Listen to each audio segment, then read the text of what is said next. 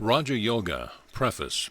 Since the dawn of history, various extraordinary phenomena have been recorded as happening amongst human beings. Witnesses are not wanting in modern times to attest to the fact of such events, even in societies living under the full blaze of modern science. The vast mass of such evidence is unreliable, as coming from ignorant, superstitious, or fraudulent persons. In many instances, the so-called miracles are imitations. But what do they imitate? It is not the sign of a candid and scientific mind to throw overboard anything without proper investigation. Surface scientists, unable to explain the various extraordinary mental phenomena, strive to ignore their very existence. They are, therefore, more culpable than those who think that their prayers are answered by a being or beings above the clouds, or than those who believe that their petitions will make such beings change the course of the universe.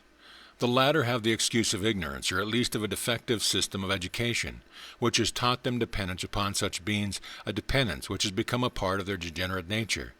The former have no such excuse. For thousands of years, such phenomena have been studied, investigated, and generalized. The whole ground of the religious faculties of man has been analyzed, and the practical result is the science of Raja Yoga.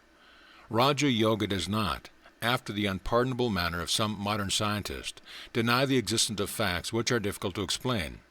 On the other hand, it gently, yet in no uncertain terms, tells the superstitious that miracles, and answers to prayers and powers of faith, though true as facts, are not rendered comprehensible through the superstitious explanations of attributing them to the agency of a being or beings above the cloud. It declares that each man is only a conduit for the infinite ocean of knowledge and power that lies behind mankind. It teaches that desires and wants are in man, that the power of supply is also in man, and that wherever and whenever a desire, a want, a prayer has been fulfilled, it was out of this infinite magazine that the supply came, and not from any supernatural being. The idea of supernatural beings may rouse to a certain extent the power of action in man, but it also brings spiritual decay. It brings dependence, it brings fear, it brings superstition. It degenerates into a horrible belief in the natural weakness of man. There is no supernatural, says the yogi, but there are in nature gross manifestations and subtle manifestations. The subtle are the causes, the gross the effects. The gross can be easily perceived by the senses, not so the subtle. The practice of Raja Yoga will lead to the acquisition of the more subtle perceptions. All the orthodox systems of Indian philosophy have one goal in mind, the liberation of the soul through perfection. The method is by yoga. The word yoga covers an immense ground, but both the Shania and the Vedanta school point to yoga in some form or another. The subject of the present book is that form of yoga known as Raja Yoga. The aphorisms of Patanjali are the highest authority of Raja Yoga and form its textbook. The other philosophers, though occasionally different from Patanjali in some philosophical points, have as a rule acceded to his method of practice a decided consent. The first part of this book comprises several lectures to classes delivered by the present writer in New York. The second part is a rather free translation of the aphorisms or sutras of Patanjali, with a running commentary. Effort has been made to avoid technicalities as far as possible and to keep to the free and easy style of conversation. In the first part, some simple and specific directions are given for the student who wants to practice. But all such are especially and earnestly reminded that, with few exceptions, yoga can only be safely learnt by direct contact with the teacher. If these conversations succeed in awakening a desire for further information on the subject, the teacher will not be wanting. The system of Patanjali is based upon the system of the Shankyas, the points of difference being very few. The two most important differences are, first, that Patanjali admits a personal God in the form of a first teacher, while the only God that Shakya admits is a nearly perfected being, temporarily in charge of a cycle of creation. Second, the yogis hold the mind to be equally all-pervading with the soul, or Purusha, and the Shankyas do not. Each soul is potentially divine. The goal is to manifest this divinity within by controlling nature, external and internal. Do this either by work or worship or psychic control or philosophy, by one or more or all of these, and be free. This is the whole of religion. Doctrines or dogmas or rituals or books or temples or forms are but secondary details. Chapter 1. Introductory. All our knowledge is based upon experience, what we call inferential knowledge, in which we go from the less to the more general, or from the general to the particular, has experience as its basis. In what are called the exact sciences, people easily find the truth because it appeals to the particular experiences of every human being.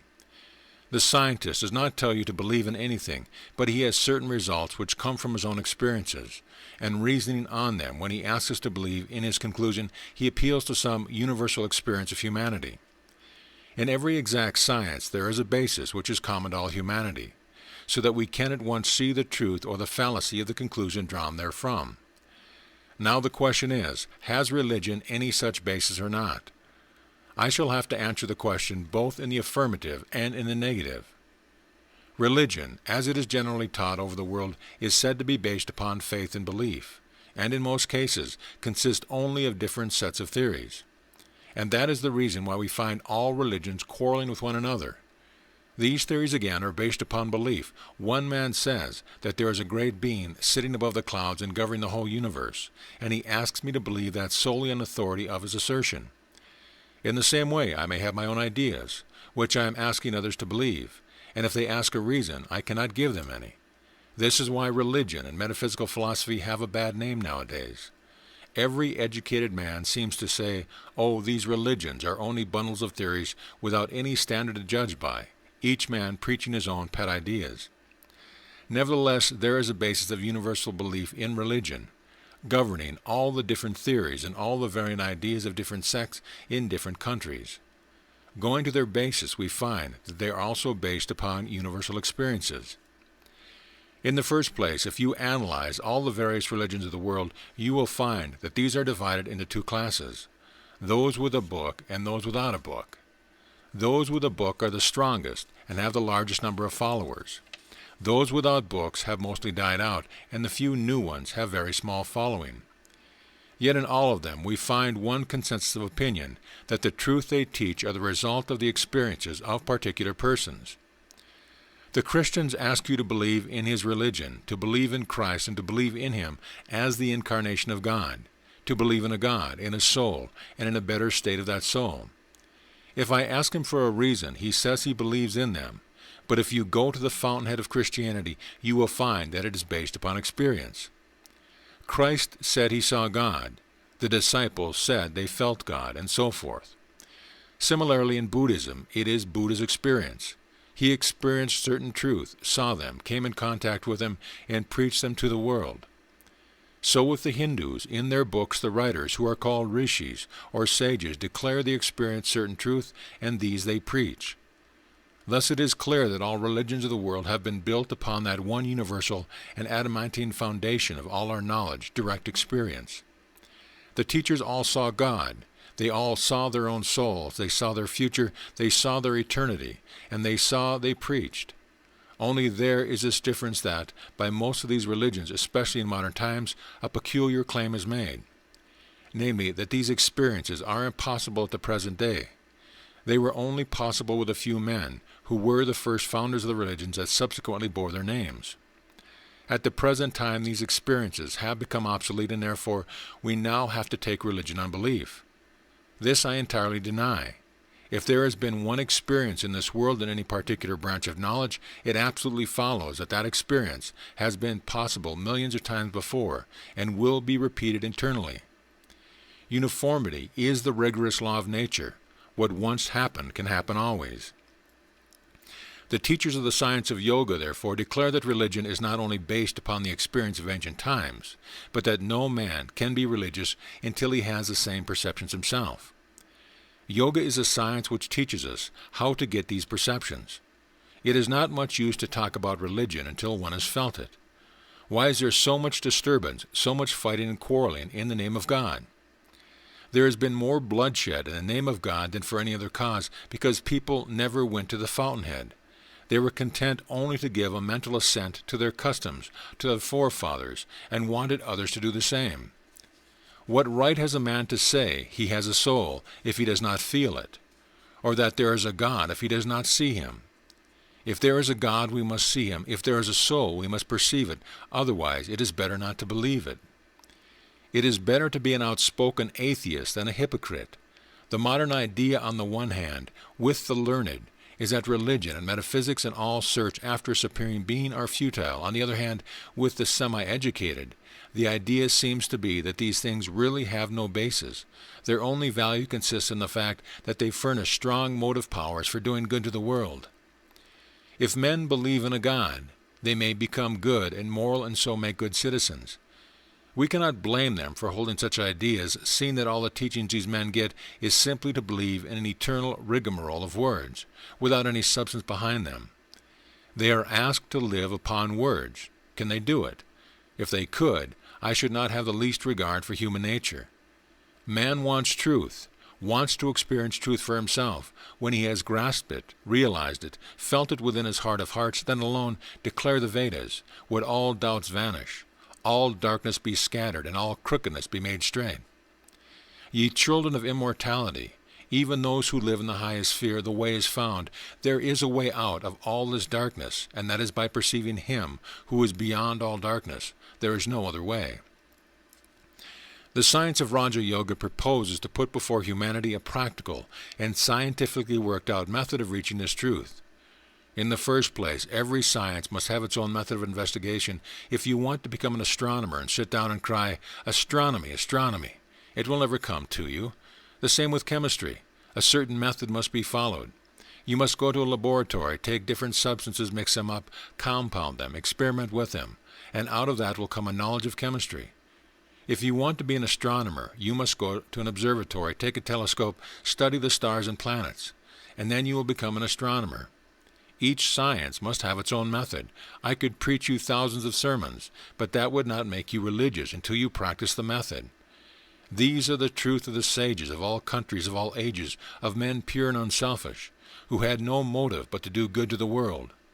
They all declare that they have found some truth higher than what the senses can bring to us, and they invite verification.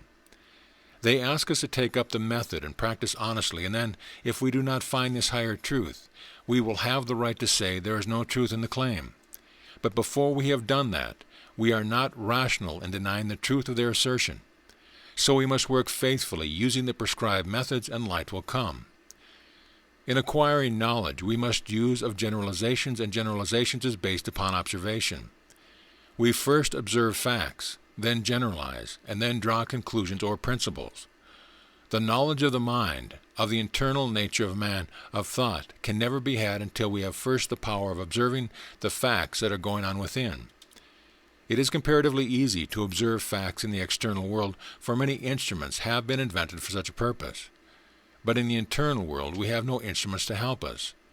Yet we know we must observe in order to have a real science. Without a proper analysis, any science will be hopeless, mere theorizing. And that is why all the psychologists have been quarreling among themselves since the beginning of time, except those few who have found out the means of observation. The science of Raja Yoga, in the first place, proposes to give us such a means of observing the internal states. The instrument is the mind itself. The power of attention, when properly guided and directed towards the internal world, will analyze the mind and illumine facts for us. The powers of the mind are like rays of light dissipated. When they are concentrated, they illumine. This is our only means of knowledge. Everyone is using it, both in the external and the internal world. But for the psychologist, the same minute observation has to be directed to the internal world, which the scientific man directs to the external, and this requires a great deal of practice. From our childhood upwards, we have been taught only to pay attention to things external, but never to things internal. Hence most of us have nearly lost the faculty of observing the internal mechanism. To turn the mind, as it were, inside, stop it from going outside, and then to concentrate all its power and throw them upon the mind itself, in order that it may know its own nature, analyze itself, is very hard work. Yet that is the only way to anything which will be a scientific approach to the subject. What is the use of such knowledge? In the first place, knowledge itself is the highest reward of knowledge, and secondly, there is also utility in it. It will take away all our misery. When by analyzing his own mind, man comes face to face, as it were, with something which is never destroyed, something which is, by its own nature, eternally pure and perfect, he will no more be miserable, no more unhappy. All misery comes from fear, from unsatisfied desire. Man will find that he never dies, and then he will have no more fear of death. When he knows that he is perfect, he will have no more vain desires, and both the causes being absent, there will be no more misery. There will be perfect bliss, even while in this body. There is only one method by which to attain this knowledge, that which is called concentration. The chemist in his laboratory concentrates all the energies of his mind into one focus, and throws them upon the materials he is analyzing, and so finds out their secret. The astronomer concentrates all the energies of his mind and projects them through his telescope upon the skies, and the stars, the sun, the moon, give up their secrets to him. The more I can concentrate my thoughts on the matter on which I am talking to you, the more light I can throw upon you. You are listening to me, and the more you concentrate your thoughts, the more clearly you will grasp what I have to say. How has all the knowledge in the world been gained by but the concentration of the power of the mind? The world is ready to give up its secrets if we only know how to knock, how to give it the necessary blow. The strength and force of the blow came through concentration. There is no limit to the power of the human mind. The more concentrated it is, the more power is brought to bear on one point. That is the secret. It is easy to concentrate the mind on external things. The mind naturally goes outward, but not so in the case of religion, or psychology, or metaphysics, where the subject and the object are one. The object is internal. The mind itself is the object, and it is necessary to study the mind itself. Mind studying mind. We know that there is the power of the mind called reflection. I am talking to you. At the same time, I am standing aside, as it were a second person, and knowing and hearing what I am talking.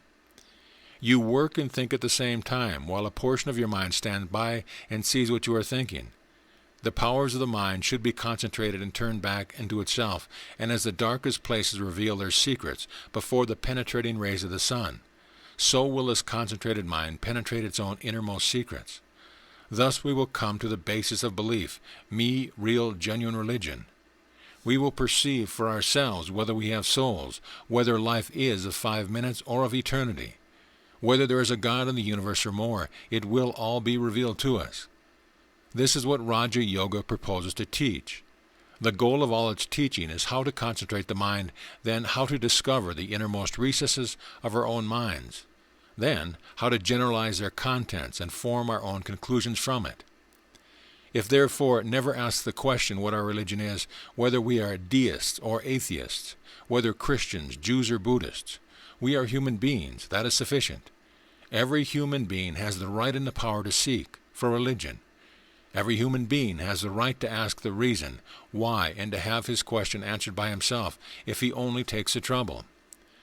So far then we see that in the study of this Raja Yoga no faith or belief is necessary. Believe nothing until you find it out for yourself. That is what it teaches us. Truth requires no prop to make it stand. Do you mean to say that the facts of our awakened state require any dreams or imagining to prove them? Certainly not. This study of Raja Yoga takes a long time and constant practice. A part of this practice is physical, but in the main it is mental. As we proceed, we shall find how intimately the mind is connected with the body. If we believe that the mind is simply a finer part of the body and that mind acts upon the body, then it stands to reason that the body must react upon the mind. If the body is sick, the mind becomes sick also. If the body is healthy, the mind remains healthy and strong. When one is angry, the mind becomes disturbed. Similarly, when the mind is disturbed, the body also becomes disturbed. With the majority of mankind, the mind is greatly under the control of the body, their mind being very little developed. The vast mass of humanity is very little removed from the animals. Not only so, but in many instances, the power of control in them is little higher than that of the lower animals. We have very little command of our minds. Therefore, to bring that command about, to get that control over body and mind, we must take certain physical help. When the body is sufficiently controlled, we can attempt the manipulation of the mind. By manipulating the mind, we shall be able to bring it under our control, make it work as we like, and compel it to concentrate its powers as we desire. According to the Raja Yogi, the external world is but the gross form of the internal or subtle. The finer is always the cause, the grosser the effect. So the external world is the effect, the internal the cause. In the same way, external forces are simply the grosser parts, of which the internal forces are the finer. The man who has discovered and learned how to manipulate the internal forces will get the whole of nature under his control. The yogi proposes to himself no less a task than to master the whole universe, to control the whole of nature. He wants to arrive at a point where what we call nature's law will have no influence over him, where he will be able to get beyond them all. He will be master of the whole of nature, internal and external. The progress and civilization of the human race simply means controlling this nature. Different races take to different processes of controlling nature. Just as in the same society, some individuals want to control the external nature and others the internal. So among races, some want to control the external nature and others the internal. Some say that by controlling internal nature we control everything. Others that by controlling external nature we control everything. Carried to the extreme, both are right, because in nature there is no such division as internal or external. These are fictitious limitations that never existed. The externalist and the internalist are destined to meet at the same point when both reach the extreme of their knowledge. Just as a physicist, when he pushes his knowledge to its limits, finds it melting away into metaphysics, so a metaphysician will find that what he calls mind and matter are but apparent distinctions, the reality being one. The end and aim of all science is to find the unity, the one out of which the manifold is being manufactured, the one existing as many. Raja Yoga proposes to start from the internal world to study internal nature and through that control the whole, both internal and external. It is a very old attempt. India has been its special stronghold, but it was also attempted by other nations. In Western countries it was regarded as mysticism, and people who wanted to practice it were either burned or killed as witches and sorcerers. In India, for various reasons, it fell into the hands of persons who destroyed 90% of the knowledge and tried to make a great secret of the remainder. In modern times, many so-called teachers have arisen in the West worse than those of India, because the latter knew something, while these modern exponents know nothing. Anything that is secret and mysterious in these systems of yoga should be at once rejected. The best guide in life is strength. In religion, all as in other matters, discard everything that weakens you. Have nothing to do with it. Mystery-mongering weakens the human brain. It has well nigh destroyed yoga, one of the grandest of sciences. From the time it was discovered, more than 4,000 years ago, yoga was perfectly delineated, formulated, and preached in India. It is a striking fact that the more modern the commentator, the greater the mistake he makes, while the more ancient the writer, the more rational he is. Most of the modern writers talk of all sorts of mystery. Thus yoga fell into the hands of a few persons, who made it a secret instead of letting the full blaze of daylight and reason fall upon it. They did so that they might have the power to themselves. In the first place, there is no mystery in what I teach. What little I know I will tell you. So far as I can reason it out, I will do so, but as to what I do not know, I will simply tell you what the books say. It is wrong to believe blindly. You must exercise your own reason and judgment. You must practice and see whether these things happen or not. Just as you would take up any other science, exactly in the same manner you should take up this science for study. There is neither mystery nor danger in it. So far it is true, it ought to be preached in the public streets in broad daylight. Any attempt to mystify these things is productive of great danger. Before proceeding further, I will tell you a little of the Sankhya philosophy, upon which the whole of Raja Yoga is based. According to the Sankhya philosophy, the genesis of perception is as follows. The affections of external objects are carried by the outer instruments to their respective brain centers or organs. The organs carry the affections to the mind to the determinative faculty. From this, the Purusha, the soul, receives them, when perception results. Next, he gives the order back, as it were, to the motor centers to do the needful. With the exception of the Purusha, all of these are material, but the mind is much finer matter than the external instruments. That material of which the mind is composed goes also to form the subtle matter, called the tanmatras. These become gross and make the external matter. That is the psychology of the Sankhya. So that between the intellect and the grosser matter outside, there is only a difference in degree. The Purusha is the only thing which is immaterial. The mind is an instrument, as it were, in the hands of the soul. through which the soul catches external objects. The mind is constantly changing and vacillating, and can, when perfected, either attach itself to several organs, to one, or to none. For instance, if I hear the clock with great attention, I will not perhaps see anything although my eyes may be open, showing that the mind was not attached to the seeing organ while it was hearing the organ. But the perfected mind can be attached to all the organs simultaneously. It has the reflexive power of looking back into its own depth. This reflexive power is what the yogis want to again. By concentrating the powers of the mind and turning them inward, he seeks to know what is happening inside. There is in this no question of mere belief. It is the analysis arrived at by certain philosophers. Modern physiologists tell us that the eyes are not the organ of vision, but that the organ is in one of the nerve centers of the brain, and so with all the senses. They also tell us that these centers are formed of the same material as the brain itself. The Shankyas also tell us the same thing. The former is a statement on the physical side, and the latter on the psychological side, yet both are the same. Our field of research lies beyond this. The yogi proposes to attain the fine state of perception, in which he can perceive all the different mental states. There must be mental perception of all of them. One can perceive how the sensation is traveling, how the mind is receiving them, how it is going to the determinative faculty, and how this gives it to the Purusha. As each science requires certain preparations and has its own method which must be followed before it could be understood, even so in Raja Yoga. Certain regulations as to food are necessary. We must use that food which brings us the purest mind.